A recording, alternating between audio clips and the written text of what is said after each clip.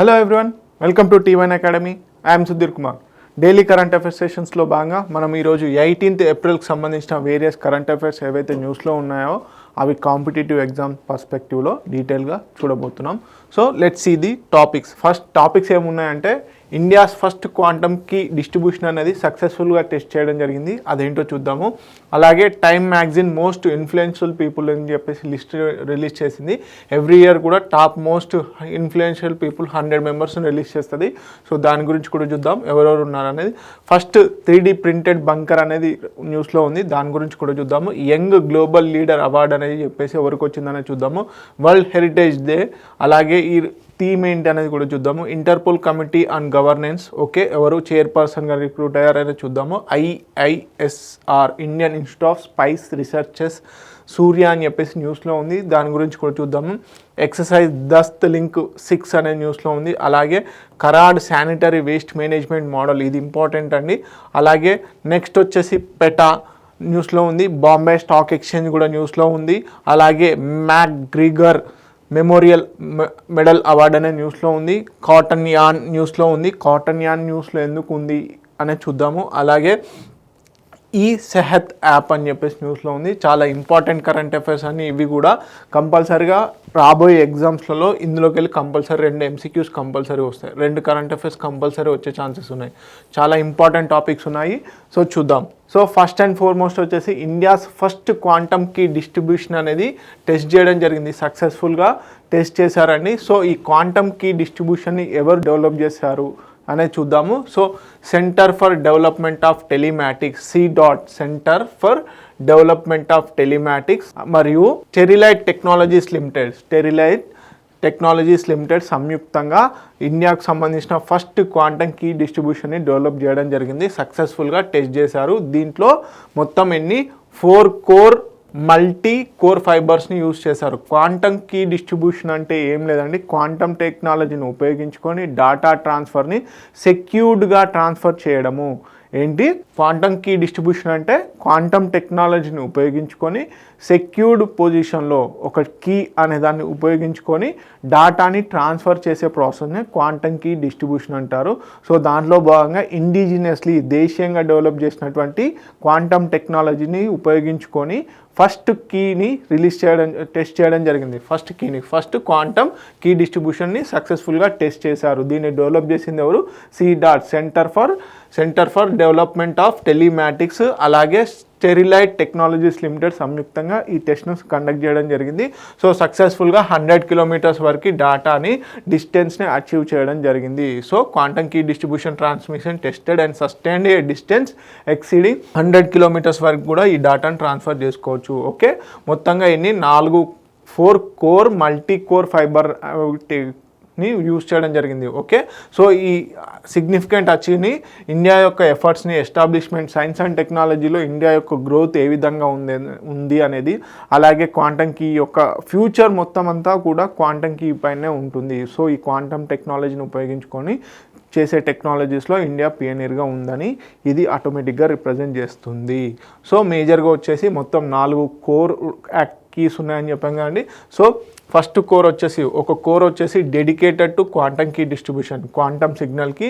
అలాగే remaining 3 cores ఏవైతే ఉన్నాయో to carry high speed classical data traffic simultaneously, ఒక కోర్ కీ వచ్చేసి దేనికి? క్వాంటమ్ సిగ్నల్కి. అలాగే మిగతా రిమైనింగ్ 3 కీస్ వచ్చేసి high speed classical data traffic simultaneous కోసం అని చెప్పేసి ఉపయోగించడం జరుగుతుంది.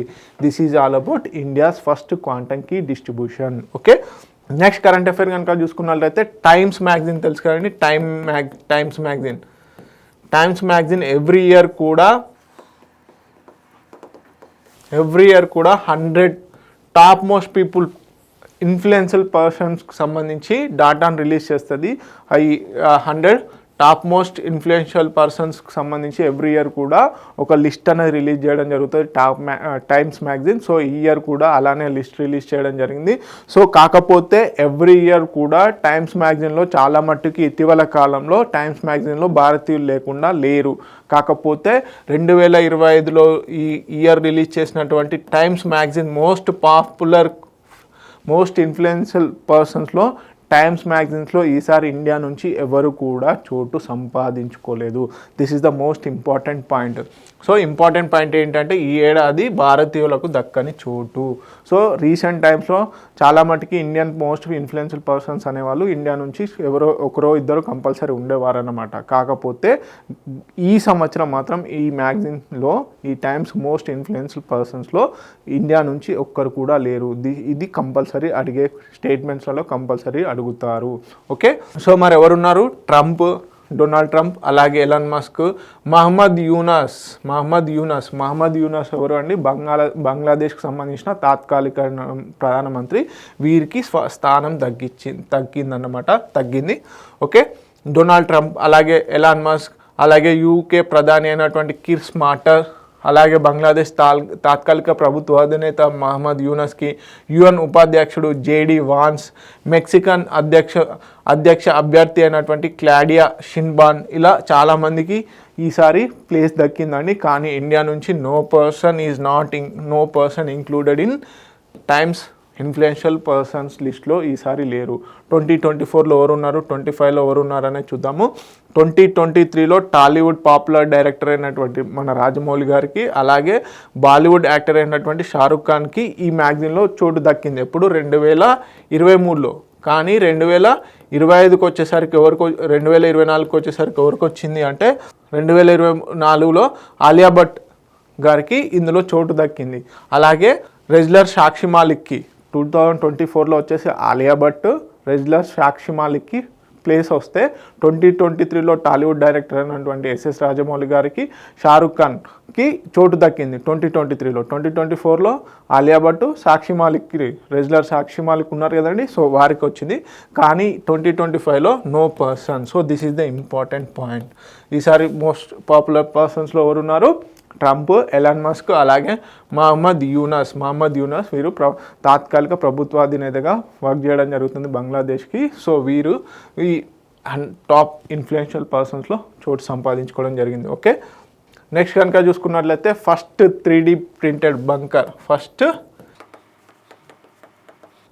Printed bunker for Indian army ఇక్కడ అనేది ఇంపార్టెంట్. సో ఈ 3D టెక్నాలజీని ఉపయోగించుకొని 3D ప్రింటెడ్ పోస్ట్ ఆఫీస్ అని, 3D ప్రింటెడ్ టెంపుల్ అని మన తెలంగాణలో ఫస్ట్ 3D ప్రింటెడ్ టెంపుల్ ఎక్కడ కన్స్ట్రక్షన్ చేశారు అనేది మీరు కామెంట్ సెక్షన్లో కామెంట్ చేయండి. అందరికీ గత ఎగ్జామ్స్లలో ఆ క్వశ్చన్ కూడా అడగడం జరిగింది. సో ఫస్ట్ పోస్ట్ ఆఫీస్ ఎక్కడ, ఫస్ట్ టెంపుల్ ఎక్కడ, ఫస్ట్ బ్యాంక్ ఎక్కడ అనేది కూడా అడగడం జరిగింది. సో అదేవిధంగా first 3D printed army related bunker అంటే సైనిక స్థావరం అనేది లేహ్లో, ఎక్కడ మనకు లదాఖ్ ఏదైతే యూనియన్ టెరిటరీ ఉందో ఆ యూనియన్ టెరిటరీలో లేహ్లో ఈ 3D ప్రింటర్ రిలేటెడ్ బంకర్ని బిల్డ్ చేయడం జరిగింది. సో 11,000 అడుగుల ఎత్తున ఉంటుంది ఈ సముద్ర మట్టానికి. మరి బిల్డ్ చేసింది ఎవరు? ఈ 3D ప్రింటర్ టెక్నాలజీని ఉపయోగించుకొని ఈ బంకర్ని బిల్డ్ చేసింది ఎవరు అంటే ఐఐటి హైదరాబాద్ ఏదైతే ఉందో ఐఐటి హైదరాబాద్తో సంయుక్తంగా ఎవరు? సింప్లీ ఫోర్జ్ క్రియేషను అలాగే ఐఐటి హైదరాబాద్ ఎవరైతే ఉందో వీరిద్దరూ సంయుక్తంగా ఈ లేహ్లో 3D సైనిక స్థావరాన్ని నిర్మించడం జరిగింది. బంకర్ అంటే మనందరికీ తెలుసు, మేజర్గా యుద్ధ సమయంలో శత్రు దేశాలకు కనిపించకుండా దాచుకునే ప్లేస్ని బంకర్. ఒకవేళ బాంబులు అలాంటివి వచ్చినా కానీ వీళ్ళకి సైనికులకు ఎలాంటి హాని కలగకుండా వెళ్ళి దాక్కునే ప్లేస్నే బంకర్ అంటారు. సో ఆ బంకర్ని ఫస్ట్ టైం 3D ప్రింటర్లో ప్రింట్ చేయడం జరిగింది. So this is all about 3D printed army bunker. So ఎవరు నిర్మించారు? ఐఐటి హైదరాబాద్ అలాగే సింప్లీ ఫోర్జ్ క్రియేషన్ సంయుక్తంగా ఈ 3D ప్రింటెడ్ బంకర్ని నిర్మించడం జరిగింది. ఓకే, నెక్స్ట్ వచ్చేసి యంగ్ గ్లోబల్ లీడర్ అవార్డు అనేది న్యూస్లో ఉంది. యంగ్ గ్లోబల్ లీడర్ అవార్డు ఎవరికి ఇచ్చారు? తెలుగులో మన ఇండియాకి సంబంధించి అంటే రామ్మోహన్ నాయుడు గారు ఎవరైతే ఏవియేషన్ మినిస్ట్రీ ఉన్నారో, సెంట్రల్ ఏవియేషన్ మినిస్ట్రీ అయినటువంటి రామ్మోహన్ నాయుడు గారికి ఈ యంగ్ గ్లోబల్ లీడర్ అవార్డు అనేది ఇవ్వడం జరిగింది. పిన్న వయసులో ఉన్నవారికి అంటే 40 ఇయర్స్ లోపు మోస్ట్ పాపులర్ పర్సన్కి యంగ్ గ్లోబల్ లీడర్ అవార్డు అనేది ఇవ్వడం జరుగుతుంది. మరి ఎవరు ఇస్తారు అంటే world economic forum every year కూడా 40 ఇయర్స్ లోపు ఉన్న వారికి యంగ్ గ్లోబల్ లీడర్ అవార్డు అనేది ఇవ్వడం జరుగుతుంది. సో మొత్తం 116 మందిని ఎంపిక చేయగా వారిలో రామ్మోహన్ నాయుడు ఒకరు. ఓకే, 116 మెంబర్స్ని మొత్తం యంగ్ గ్లోబల్ లీడర్స్ లిస్ట్ తీస్తే దాంట్లో రామ్మోహన్ నాయుడు గారు, సెంట్రల్ ఏవియేషన్ మినిస్టర్ అయినటువంటి రామ్మోహన్ నాయుడు గారు మన ఇండియా నుంచి ఒకరిగా ఉండడం జరిగిందనమాట. So this is the important point. So compulsory అడుగుతారు, అటు ఏపీ కరెంట్ అఫైర్స్లో భాగంగా, ఇటు తెలంగాణ కరెంట్ అఫైర్స్లో భాగంగా, నేషనల్ కరెంట్ అఫైర్స్లో భాగంగా యంగ్ గ్లోబల్ లీడర్ అవార్డు ఎవరికి వచ్చింది ఈసారి ఇండియా నుంచి అంటే రామ్మోహన్ నాయుడు గారు. వారు సెంట్రల్ ఏవియేషన్ మినిస్ట్రీకి మంత్రిగా ఉండడం జరిగింది. ఓకే, సో ఈ యంగ్ గ్లోబల్ లీడర్ అవార్డు ఎవరికి, లెస్ దెన్ 40 ఇయర్స్ ఎవరైతే ఉంటారో, 40 ఇయర్స్ కంటే తక్కువ ఉండి మోస్ట్ ఇన్ఫ్లుయెన్షియల్ పర్సన్స్కి ఎవరైతే ఉంటారో వారికి ఈ అవార్డు అనేది ఇవ్వడం జరుగుతుంది. మొత్తం ప్రపంచం మొత్తం మీద 116 మందిని ఐడెంటిఫై చేస్తే దాంట్లో ఎవరు, రామ్మోహన్ నాయుడు గారు ఒకరన్నమాట. ఓకే, నెక్స్ట్ వచ్చేసి వరల్డ్ హెరిటేజ్ డే ఏప్రిల్ 18ని ఎవ్రీ ఇయర్ కూడా వరల్డ్ హెరిటేజ్ డేగా సెలబ్రేట్ చేసుకుంటారు. ఎందుకు సెలబ్రేట్ చేసుకుంటారు అంటే మన యొక్క కల్చరల్ హెరిటేజ్ ఏదైతే ఉంటుందో వారసత్వ కట్టడాలను ప్రొటెక్ట్ చేయాలి, వాటి గురించి ఒక అవేర్నెస్ క్రియేట్ చేయాలి, రాబోయే తరాలకి వాటి యొక్క ఇంపార్టెన్స్ తెలియాలి అన్న ఉద్దేశంతో ఈ వరల్డ్ హెరిటేజ్ డేని ఎవ్రీ ఇయర్ ఏప్రిల్ 18 రోజున సెలబ్రేట్ చేసుకోవడం జరుగుతుంది. సో ఇలాంటి ఇంపార్టెంట్ డేట్స్ న్యూస్లో ఉన్నప్పుడు వాటి యొక్క థీమ్స్ ఏంటి, అలాగే ఆ డేట్స్ను ఆర్గనైజ్ చేస్తున్నటువంటి సంస్థ ఏది అనేది ఖచ్చితంగా గుర్తుపెట్టుకోవాలన్నమాట. ఓకే, వరల్డ్ హెరిటేజ్ డే మరియు international day of monuments and sites అని కూడా అంటారు. వరల్డ్ హెరిటేజ్ డే వారసత్వ కట్టడాల దినంగా, లేదంటే international day for monuments and sites అని చెప్పేసి కూడా అంటారు. ఎవ్రీ ఇయర్ ఏప్రిల్ 18న సెలబ్రేట్ చేసుకుంటారు. మరి దీన్ని ఎవరు ఆర్గనైజ్ చేస్తారు అంటే international council on monuments and sites, international council on monuments and sites అనే సంస్థ నిర్వహిస్తుంది. దీన్ని ఫస్ట్ టైం ఎప్పుడు 1982లో ప్రపోజ్ చేయడం జరిగింది. రికగ్నైజ్డ్ యునెస్కో ఎప్పటి నుంచి ఇంప్లిమెంట్ చేస్తుంది, 1983 నుంచి. సో థీమ్ ఏంటి, 2025 థీమ్ ఏంటంటే heritage under threat from disasters and conflicts, preparedness and learning from 60 years of ICOMOS actions. Okay, చూడండి థీమ్ అనేది చాలా ఇంపార్టెంట్. డిజాస్టర్, విపత్తు నిర్వహణలో విపత్తులు వచ్చినప్పుడు ఏదైతే హెరిటేజ్ ఉంటుందో, కల్చరల్ హెరిటేజ్ వారసత్వ కట్టడాలని ఏ విధంగా ప్రొటెక్ట్ చేయాలి అని చెప్పేసి అన్న థీముతోని ఈ ఇయర్ ఏంటి వరల్డ్ హెరిటేజ్ డేని సెలబ్రేట్ చేస్తున్నారు. Heritage under threat from disaster and conflicts. Okay, preparedness and learning from 60 years of ICOMOS actions. ICOMOS అంటే international council of monuments and sites. So ఈ డిజాస్టర్ ప్రిపేర్డ్నెస్కి సంబంధించి ఈ ఇయర్ మేజర్ మోటోగా ఉంది. Okay, విపత్తులు సంభవించినప్పుడు ఏ విధంగా ఈ న్యాచురల్ హెరిటేజ్ని ప్రొటెక్ట్ చేయాలి అని చెప్పేసి అన్న నినాదంతో, అన్న థీమ్తో ఈసారి వరల్డ్ హెరిటేజ్ డేని సెలబ్రేట్ చేసుకుంటున్నారు. ఓకే, నెక్స్ట్ కరెంట్ అఫైర్ కనుక చూసుకున్నట్లయితే interpole committee on governance. UAE అఫీషియల్గా ఇంటర్పోల్ కమిటీ ఆన్ గవర్నెన్స్కి చైర్మన్గా ఎన్నుకోవడం జరిగింది. సో ఇంటర్పోల్ అనేది ఏం లేదండి, ఇది ఒక ఇంటర్నేషనల్ లా ఎన్ఫోర్స్మెంట్ బాడీ. బేసిక్గా కోఆర్డినేషన్ కోసం అని చెప్పేసి దీన్ని ఎస్టాబ్లిష్ చేయడం జరిగింది. దీని యొక్క హెడ్ క్వార్టర్స్ వచ్చేసి ఫ్రాన్స్లో ఉంది. మేజర్గా Interpol's headquarters in Lyon, France. Okay, ఏంటి అంటే ఈ ఇంటర్పోల్ యొక్క మెయిన్ ఇంటెన్షన్ ఏంటంటే వివిధ దేశాల మధ్యలో ఉన్నటువంటి ఎవరైతే దుండగులు ఉంటారో రెడ్ నోటీస్ కానీ అలాగే గ్రీన్ నోటీస్, ఇలా వివిధ నోటీసుల ద్వారా వారి షోకాజ్ నోటీసులు ఇస్తూ వారి గురించి ఇన్ఫర్మేషన్ షేర్ చేసుకునే దాన్నే ఈ ఇంటర్పోల్ ఆర్గనైజేషన్ చేస్తుంది. సో దీనికి ఇప్పుడు చైర్మన్గా ఇంటర్పోల్ కమిటీ ఆన్ గవర్నెన్స్కి ఎవరు చైర్మన్గా యునైటెడ్ అరబ్ ఎమిరేట్స్ అఫీషియల్గా ఎన్నుకోవడం జరిగిందన్నమాట. సో దీనికి సంబంధించిన ఎలక్షన్ ఏప్రిల్ 11, 2025లో ఎక్కడ లియాన్, ఫ్రాన్స్లో ఇంటర్పోల్స్ హెడ్ క్వార్టర్స్ అయినటువంటి లియాన్, ఫ్రాన్స్లో జరిగింది. సో దుబాయ్కి సంబంధించి, యూఏఈకి సంబంధించి లెఫ్టినెంట్ కల్నల్ దానా హ్యుమెద్ అల్ మర్జుకి ఎవరైతే ఉన్నారో వీరు 67% ఆఫ్ ది ఓట్స్ అనేటి పోల్ అవ్వడం జరిగింది వీరికి అనుగుణంగా. సో అఫీషియల్గా ఇప్పుడు United Arab Emirates Interpol committee on గవర్నెన్స్కి చైర్మన్గా ఉండబోతుందన్నమాట. సో ఇలాంటి కమిట్మెంట్స్ ద్వారా యూఏఈ యొక్క ఇంటెన్షన్ ఇంటర్నేషనల్ లెవెల్లో ఏ విధంగా ఉంది లా ఎన్ఫోర్స్మెంట్లో అని చెప్పేసి క్లియర్గా అర్థమవుతుంది అనమాట. Okay, this is all about UAE and interpole committee on governance. మేజర్గా ఇంటర్పోల్ ఎగ్జామ్లో అడిగే ఛాన్సెస్ ఏంటి అంటే ఇంటర్పోల్ కమిటీ ఆన్ గవర్నెన్స్కి ఈసారి ఎవరు చైర్మన్గా ఎన్నుకోబడ్డారు అంటే అది United Arab Emirates. Okay, next కనుక చూసుకున్నట్లయితే ఐఐఎస్ఆర్ సూర్య, Indian institute of spices research, దీని యొక్క హెడ్ క్వార్టర్స్ ఎక్కడ ఉంది అనేది మీకు టాస్క్. ఓకే, దీని యొక్క హెడ్ క్వార్టర్ ఎక్కడ ఉంది, Indian institute of spices research ఎక్కడ ఎస్టాబ్లిష్ చేశారు అనేది మీరు కామెంట్ సెక్షన్లో పెట్టండి.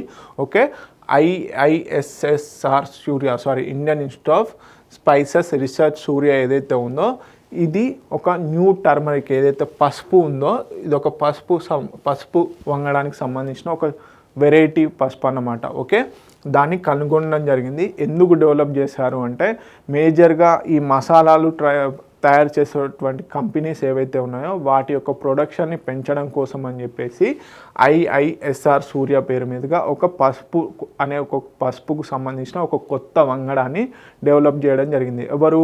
Indian institute of spices research వారు. Okay, developed specifically for masala and powdering industry. మేజర్గా ఎవరైతే ఈ పౌడర్స్ ఇవి ఉన్నాయి కదా మనకి ఐచి మసాలా ఇవన్నీ వారి కోసం అని చెప్పేసి. ఎందుకు అంటే లైట్ కలర్డ్ టర్మరిక్ కావాలి, అలాగే పాపులర్ ఇన్ స్పెషాలిటీ మార్కెట్స్ కోసం అని చెప్పేసి ఐఐఎస్ఆర్ సూర్యాని డెవలప్ చేయడం జరిగింది. ఇది ఒక టర్మరిక్ అంటే పసుపు. ఓకే, పసుపు సంబంధించిన ఒక కొత్త వంగడాన్ని డెవలప్ చేయడం జరిగిందనమాట. సో టర్మరిక్ ఈజ్ మనకు అందరికీ తెలుసు, మనకి పసుపు లేకుండా వంట అనేది కాదు. కూరలలో ప్రతి కర్రీలో మనకి పసుపు అనేది ఒక యాంటీబయాటిక్గా కూడా వాడుతూ ఉంటాము కాబట్టి దానికి ట్రెడిషనల్గా ఇంపార్టెన్స్ కూడా ఉంది. ఏ ఇంట్లో శుభకార్యం జరిగినా ఫస్ట్ పసుపుతోనే స్టార్ట్ చేస్తారు. సో దానికంటూ ఒక మెడిసినల్ ప్రాపర్టీస్ అవన్నీ ఉన్నాయి.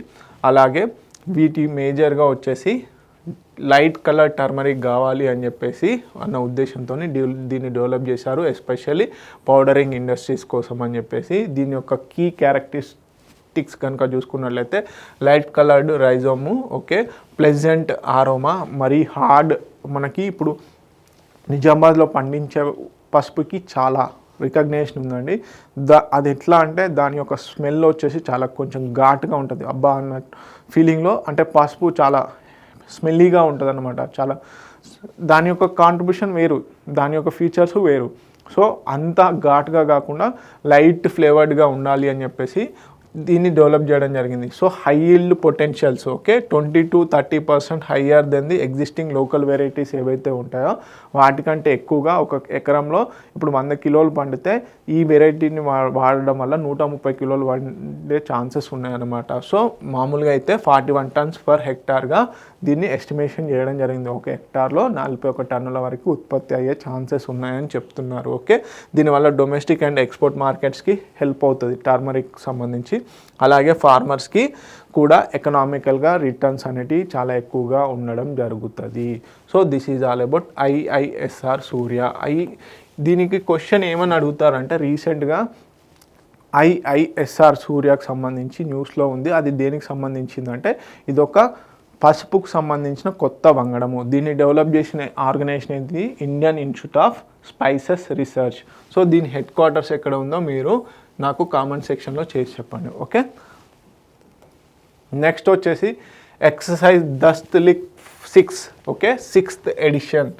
6 ఇప్పుడు మనకి సింపుల్గా ఏ ఎడిషన్ ఏంటి అనేది కనుక తెలుసుకోవాలి అంటే 6 ఇలా 5, 2.0 ఇలా పెడతారు కానీ అవి ఎడిషన్స్ను రిప్రజెంట్ చేస్తాయి. సో 6th ఎడిషన్కి సంబంధించినటువంటి ఈ ఎక్సర్సైజ్ ఏ రెండు దేశాల మధ్యలో జరుగుతుంది అంటే ఇండియా అండ్ ఉజ్బెకిస్తాన్ మధ్యలో జాయింట్ మిలిటరీ ఎక్సర్సైజ్. ఇక్కడ ఈ కీవర్డ్ గుర్తుపెట్టుకోండి.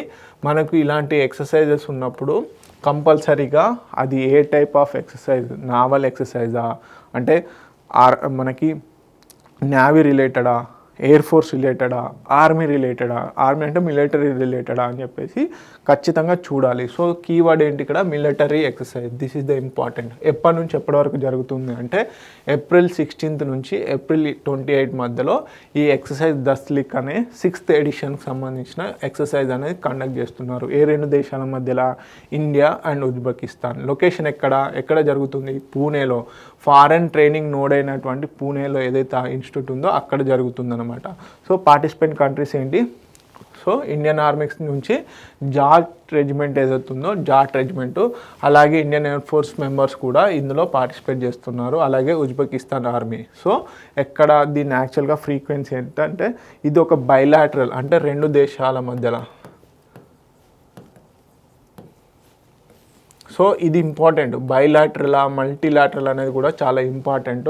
మేజర్గా వచ్చేసి ఈ రెండు దేశాల మధ్యలోనే జరుగుతుంది కాబట్టి దీన్ని బైలాటరల్ అంటారు. ఇది ఆల్టర్నేట్గా, సో 6th ఎడిషన్ కాబట్టి ఆల్టర్నేట్గా జరుగుతూ ఉంటుంది. ఒకసారి ఇండియాలో జరిగితే నెక్స్ట్ ఇయర్ ఉజ్బెకిస్తాన్లో, ఈ ఇయర్ ఇండియాలో జరుగుతుంది కాబట్టి ఉజ్బెకిస్తాన్లో నెక్స్ట్ ఇయర్ జరుగుతుంది. అంతకుముందు ఉజ్బెకిస్తాన్లో జరిగింది కాబట్టి 2024లో ఉజ్బెకిస్తాన్లో జరిగింది కాబట్టి ఇప్పుడు ఇండియాలో జరుగుతుందని అర్థం అన్నమాట. So alternating between India and Uzbekistan. So main theme ఏంటంటే joint multi domain sub conventional operations ఏవైతే ఉంటాయో in semi urban scenario, simulated terrorist attack, territory seizure response. మేజర్గా వచ్చేసి సెమీ అర్బన్ ఏరియాస్ ఏవైతే ఉంటాయో అక్కడ టెర్రరిస్ట్ అటాక్స్ జరిగితే ఏ విధంగా మనము పార్టిసిపేట్ చేయాలి అన్న ఉద్దేశంతో, అన్న థీమ్తోని ఈసారి ఈ ఎక్సర్సైజ్ దస్లిక్ని కండక్ట్ చేస్తున్నారనమాట. సో దీనివల్ల ఆబ్జెక్టివ్స్ ఏంటంటే enhance interoperability and counter terrorist capabilities. ఏ రెండు దేశాల మధ్యలో కానీ, ఏ మల్టిపుల్ దేశాల మధ్యలో కానీ ఇలాంటి ఆర్మీ రిలేటెడ్ కానీ, మిలిటరీ ఎక్సర్సైజ్ కానీ, నావల్ ఎక్సర్సైజ్ కానీ జరుగుతుంది అంటే అది మేజర్గా మిలిటరీ కోఆపరేషన్కు సంబంధించిందే. రెండు దేశాల మధ్యలో డిఫెన్స్ పరంగా సత్సంబంధాలను పెంపొందించుకోవడం కోసమే అని చెప్పేసి ఇలాంటి ఎక్సర్సైజెస్ని కండక్ట్ చేయడం జరుగుతుంది. సో పాపులేషన్ కంట్రోల్ ఇవన్నీ కూడా దీని కిందకి వస్తాయి.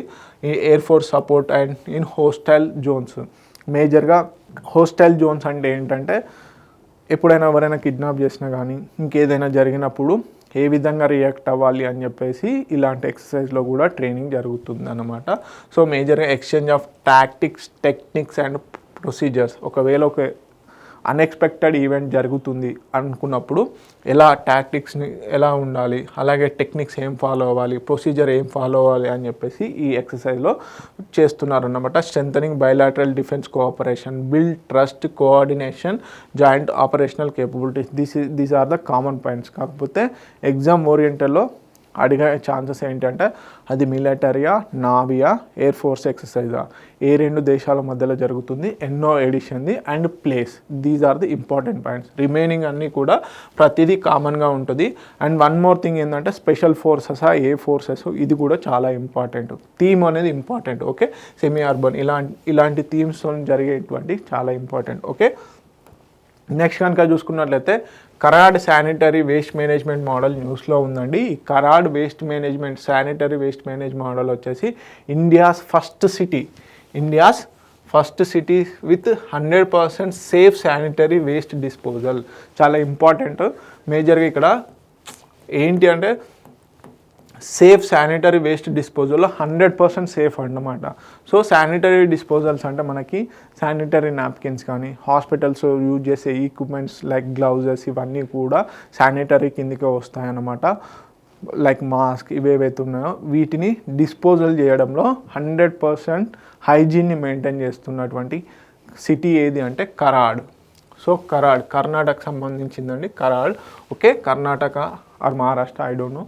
సో బేసిక్గా 100% సేఫ్ శానిటరీ వేస్ట్ డిస్పోజల్కి సంబంధించిన సిటీ ఏదైనా ఉంది అంటే అది Karad. Okay, so comprehensive system, safe segregation అంటే మేజర్గా ఇప్పుడు సపోజ్ డంపింగ్ యార్డ్లో ఎలా ఉంటాయి, మల్టిపుల్ ఆఫ్ వెరైటీస్ వచ్చి డంప్ చేస్తూ ఉంటారు. కాకపోతే దాన్ని ప్రాపర్గా సెగ్రిగేట్ చేయాలి, ఏ వస్తువు ఏంటి అని చెప్పేసి. సెగ్రిగేషన్లో, కలెక్షన్లో, ఇన్సినరేషన్ అనేది చాలా ఇంపార్టెంట్. ఇన్సినరేషన్ అంటే ఒక సర్టెన్ టెంపరేచర్ దగ్గర వీటిని మండించడం జరుగుతుంది. సో అక్కడ ఏంటంటే ఎటువంటి పొల్యూషన్ కూడా విడుదల కాదు. ఓకే, దానికి సంబంధించి biomedical waste. Okay, 100% safe disposable national bench మార్క్ని మీట్ అయిందనమాట. So Karad city. ఓకే, అలాగే కలెక్షన్ మనందరికీ తెలుసు, red bins in public toilets. So collection ఏ విధంగా చేస్తున్నారు అనేది కూడా చాలా ఇంపార్టెంట్.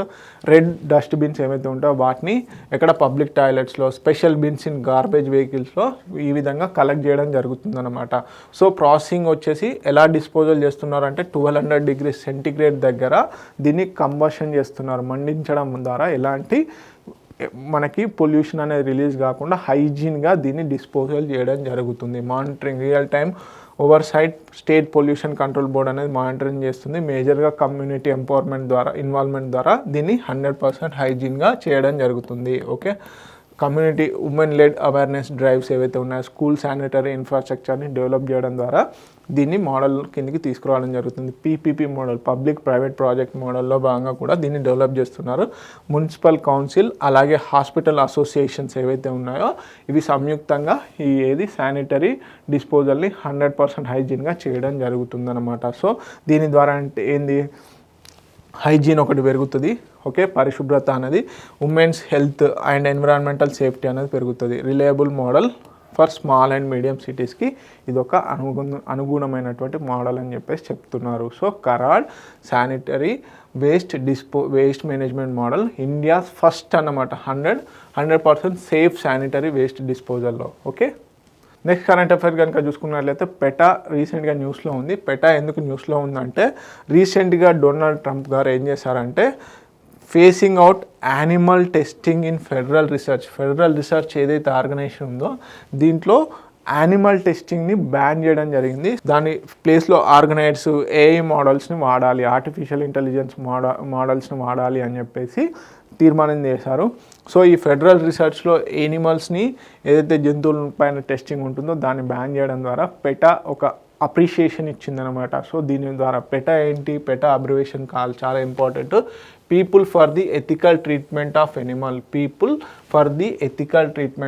ఎనిమల్. ఓకే, మేజర్గా ఏంటంటే world's largest animal right non profit organization అండి. So fight for animal cruelty across industry. దీని మెయిన్గా ఏంటంటే ఎనిమల్స్ పైన విచక్షణారహితంగా టెస్టింగ్ చేయడము, రీసెర్చ్లు చేయడం వల్ల వాటిని బాధించడం జరుగుతుంది అనమాట. సో ఆ బాధ చేయకుండా అంటే ఒక ఎనిమల్స్కి కూడా ఒక ఆర్గనైజేషన్ ఉండాలి అని చెప్పేసి ఒక నాన్ ప్రాఫిట్ ఆర్గనైజేషనే పెటా అనమాట.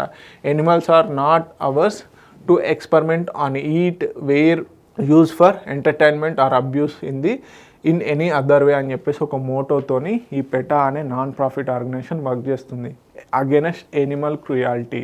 ఓకే, జంతువుల పైన క్రూయాలిటీని తగ్గించడం కోసం అని చెప్పేసి ఈ ఆర్గనైజేషన్ ఏర్పాటు చేయడం జరిగింది.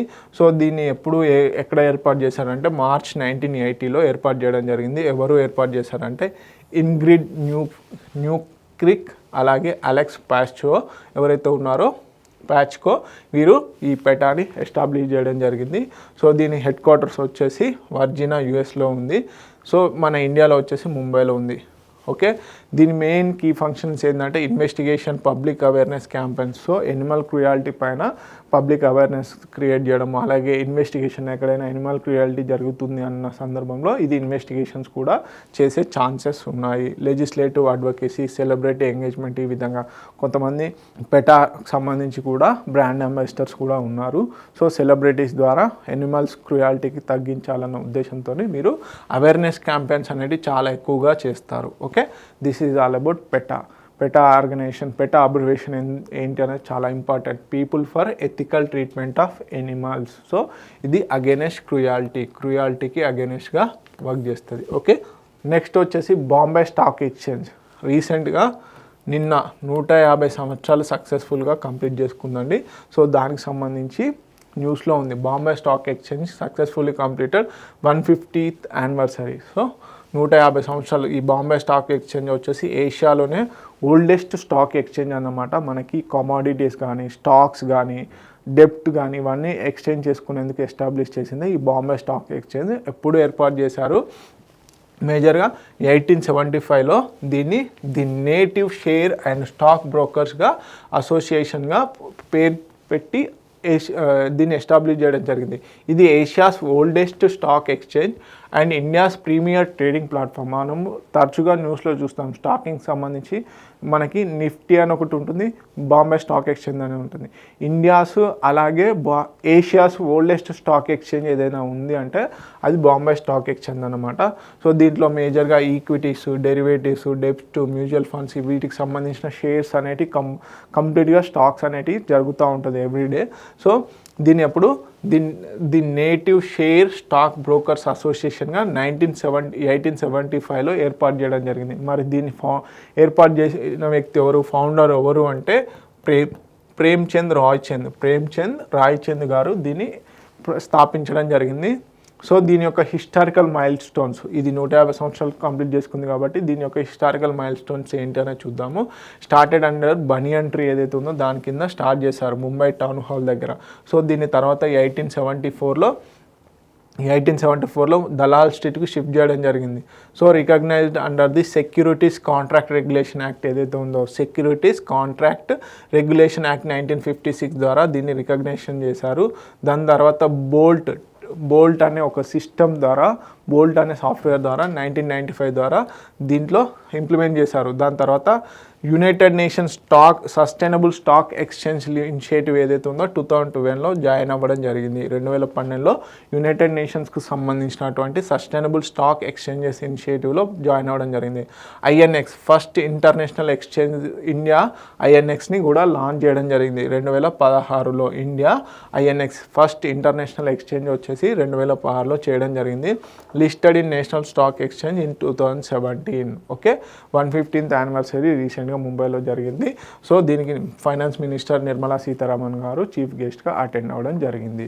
So all about Bombay stock exchange. ఎందుకు న్యూస్లో ఉందంటే 150వ యానివర్సరీని సెలబ్రేట్ చేసుకుంది కాబట్టి. ఓకే, నెక్స్ట్ వచ్చేసి మ్యాక్గ్రిగర్ మెమోరియల్ మెడల్ అవార్డు అనే న్యూస్లో ఉంది. ఇది ఎవరు ఇస్తారు, ఎందుకు ఇస్తారు అనేది చూద్దాము. చీఫ్ ఆఫ్ డిఫెన్స్ స్టాఫ్ ఎవరైతే ఉన్నారో వీరు రీసెంట్గా 5 ఆర్మ్డ్ ఫోర్సెస్ పర్సన్స్ ఎవరైతే ఉన్నారో వారికి ఈ అవార్డు మ్యాక్గ్రిగర్ మెమోరియల్ అవార్డు మెడల్ అనేది ఇవ్వడం జరిగింది. ఎంతమందికి? 5గురికి. 5 పర్సన్స్కి, 5 ఆర్మ్డ్ ఫోర్సెస్ పర్సన్స్కి ఈ మ్యాక్గ్రిగర్ మెమోరియల్ మెడల్ని ఇవ్వడం జరిగింది. సో ఇది ఎప్పుడు స్థాపించారు అంటే ఈ మ్యాక్గ్రిగర్ మెమోరియల్ అవార్డు అనేది మెడల్ అనేది మనకి 1888లో స్థాపించడం జరిగింది. So in memory of major general sir Charles Metcalfe MacGregor జ్ఞాపకార్థంగా ఈ అవార్డు అనేది ఇవ్వడం జరుగుతుంది. సో మేజర్గా united service institution of India వారు 1870లో దీన్ని స్థాపించారు. సో దాని జ్ఞాపకార్థంగా వీరి జ్ఞాపకార్థంగా ఈ అవార్డు అనేది ఇవ్వడం జరుగుతుంది. ఓకే, మేజర్గా recognised military reconnaissance and exploratory journeys చేసిన వారికి ఈ అవార్డు అంటే యూనిక్ కాంట్రిబ్యూషన్స్ ఎవరైతే చేస్తారో వారికి ఈ మ్యాక్గ్రిగర్ మెమోరియల్ మెడల్ అవార్డు అనేది ఇవ్వడం జరుగుతుంది.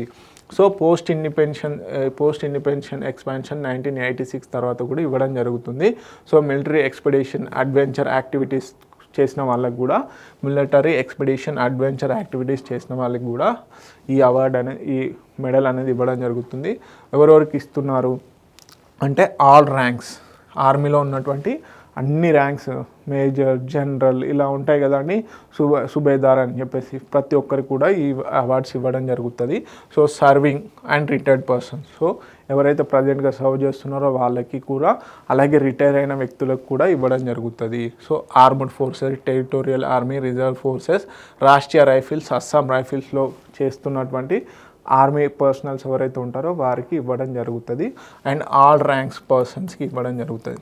ప్రతి ఒక్క ర్యాంక్ మేజర్స్కి ఇవ్వాలి ఇలా ఏం లేదండి, లెఫ్టినెంట్ కల్నల్కి ఇవ్వాలి అని ఏం లేదు, మేజర్గా అందరికీ ఇవ్వడం జరుగుతుంది. ఓకే, సో ఇప్పటివరకు 127 మెడల్స్ అవార్డు అనేది చేయడం జరిగింది. దీంట్లో 103 అవుట్ ఆఫ్ 127 103 మెడల్స్ అనేది ప్రీ ఇండిపెండెన్స్ అంటే బిఫోర్ ఇండిపెండెన్స్ స్వాతంత్రానికి ముందే 103 అవార్డ్స్ అనేవి ఇవ్వడం జరిగింది. స్వాతంత్రం తర్వాత ఎన్ని ఇచ్చారు? తిప్పికొడితే 24 ఇచ్చారు. అంటే చూడండి, ఈ అవార్డ్స్ రావాలి అంటే ఎంత డెడికేషన్ ఉండాలి అనేది అర్థమవుతుంది. ఓకే, నెక్స్ట్ వచ్చేసి కాటన్ యాన్ న్యూస్లో ఉందండి. ఏంటి కాటన్ యాన్ న్యూస్లో ఎందుకు ఉంది అంటే మన ఇండియాకి సంబంధించిన కాటన్ యాన్ని బంగ్లాదేశ్కి ఇంపోర్ట్ చేయొద్దు అని చెప్పేసి బంగ్లాదేశ్ గవర్నమెంట్ ఒక ఆర్డర్ పాస్ చేయడం జరిగింది.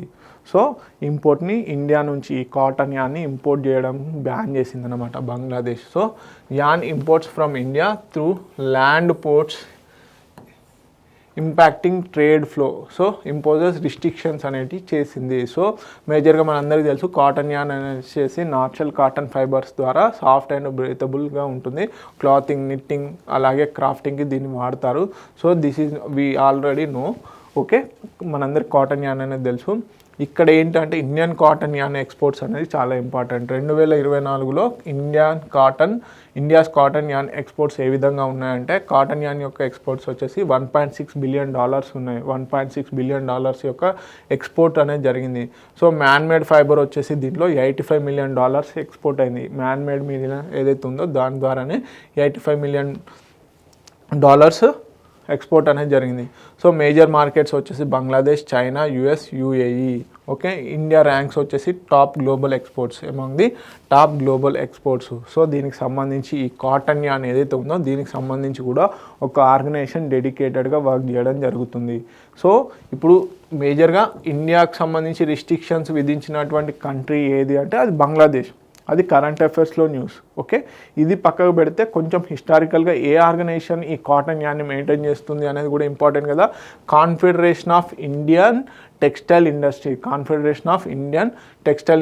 అనే ఆర్గనైజేషను ఈ కాటన్ యాన్కి సంబంధించి ఎక్స్పోర్ట్స్ని హ్యాండిల్ చేయడం జరుగుతుంది. So evolved from Indian cotton mills federation నుంచి ఇది స్థాపించడం జరిగింది 2005లో. So Indian cotton mills federation ఏదైతే ఉందో 1958లో ఎస్టాబ్లిష్ చేయడం జరిగింది. ఇండియన్ కాటన్ మిల్స్ ఫెడరేషన్ని 1958లో చేశారు. ఇది ఇన్కార్పొరేటెడ్ ఇన్ 1967. సో పూర్తి అమల్లోకి 1967 నుంచి రావడం జరిగింది. ఇది entire textile and clothing value చైన్కి సంబంధించి ఇది డీల్ చేస్తుంది. ఇది confederation of Indian textile industry. So this is all about cotton yarn. మేజర్గా ఇలాంటి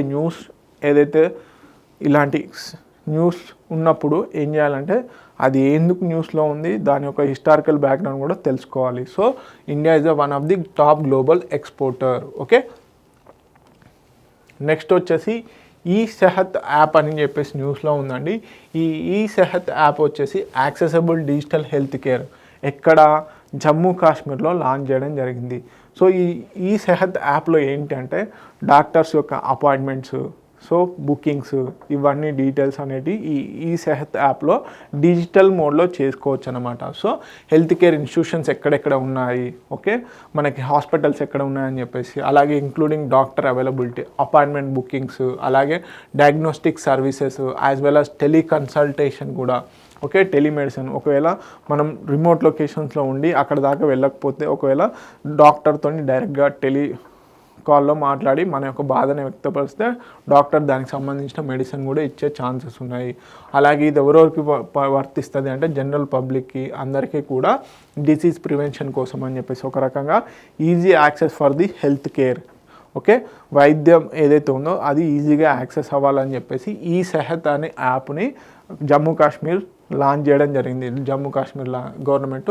ఓకే, ఇది మెడికల్ స్టూడెంట్స్కి కూడా అకాడమిక్ కోర్సెస్ పాయింట్ ఆఫ్ వ్యూలో కూడా, అలాగే హాస్టల్ అకామిడేషన్స్లో పాయింట్ ఆఫ్ వ్యూలో కూడా వర్క్ చేస్తుంది. This is the important point. Medical స్టూడెంట్స్కి అకాడమిక్ ఓరియంటెడ్లో, అలాగే హాస్టల్ అకామిడేషన్స్ ఏ విధంగా ఉన్నాయి, లైబ్రరీ ఫెసిలిటీస్ ఏ విధంగా ఉన్నాయని చెప్పేసి కూడా ఇది ఈ సెహత్ అనే యాప్లో పొందుపరచడం జరిగింది. సో దీన్ని ఎవరు జమ్మూ కాశ్మీర్ సీఎం అయినటువంటి ఒమర్ అబ్దుల్లా దీన్ని లాంచ్ చేయడం జరిగింది. సో క్వశ్చన్ ఏ విధంగా అడుగుతానంటే ఇటీవల కాలంలో మీరు చూసినటువంటి ఈ సెహత్ యాప్ ఏదైతే ఉందో అది దేనికి సంబంధించిందంటే for accessible digital health care. దీన్ని లాంచ్ చేసింది ఎవరు? Jammu Kashmir. Okay, this is all about ఈ సెహత్ యాప్. సో ఇవ్వండి ఇంపార్టెంట్ కరెంట్ అఫైర్స్ అన్నీ న్యూస్లో ఉన్నాయని డీటెయిల్గా డిస్కస్ చేయడం జరిగింది. Please watch T1 academy. అలాగే T1 అకాడమీకి సంబంధించినటువంటి టెలిగ్రామ్ ఛానల్ ఏదైతే ఉందో దాన్ని తప్పకుండా ఫాలో అవ్వండి. వేరియస్ ఇంపార్టెంట్ ఆర్టికల్స్ ఏవైతే ఉన్నాయో క్వశ్చన్ అండ్ ఆన్సర్స్ ఫార్మాట్లో కూడా, మల్టిపుల్ చాయిస్ క్వశ్చన్స్లో కూడా మేము ప్రొవైడ్ చేయడానికి సిద్ధంగా ఉన్నాము. So please subscribe to T1 academy. Thank you so much.